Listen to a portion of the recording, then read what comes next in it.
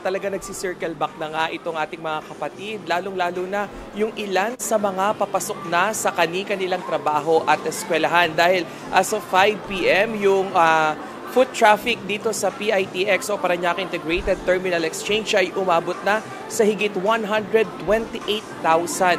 So kung nakikita nyo na medyo malaki yung figures na yan, ay inaasahan pa natin na mas lolobo pa yan hanggang mamayang gabi kung saan aabot nga yan ng 170,000 yung projected foot traffic dito sa PITX. Karamihan daw sa mga nandito ay yung mga kababayan natin na nag-holiday break dito sa Metro Manila at ilang karatig na syudad. Pero sabi nga nitong PITX management, inaasahan na mas lolobo pa yung bilang na yan bukas hanggang sa Lunes kung saan pabalik naman yung mga nag-holiday break doon sa kanilang probinsya. MJ? So yung nakikita natin ng mga tao ngayon, mas outgoing. Palabas, pauwi.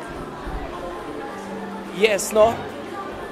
Kumbaga ito yung mga kapatid pa lang natin na dito nga nag-holiday break sa Mega Manila.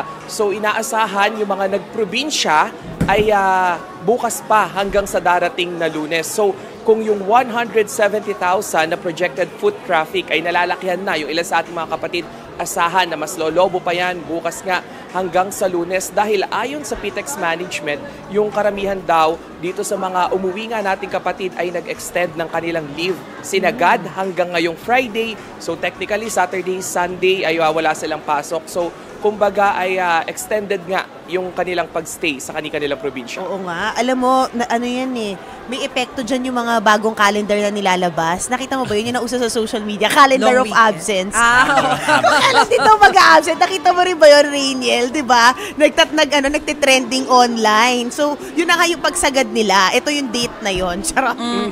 Pero Rainiel, so far, wala namang naitalang untoward viral, incident. no? Viral nga yan, yes.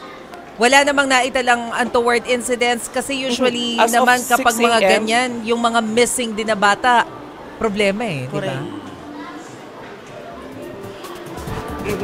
So as of 6 a.m. ay wala namang naitalangan na untoward incident sa buong terminal. Kanina lang na 3 p.m.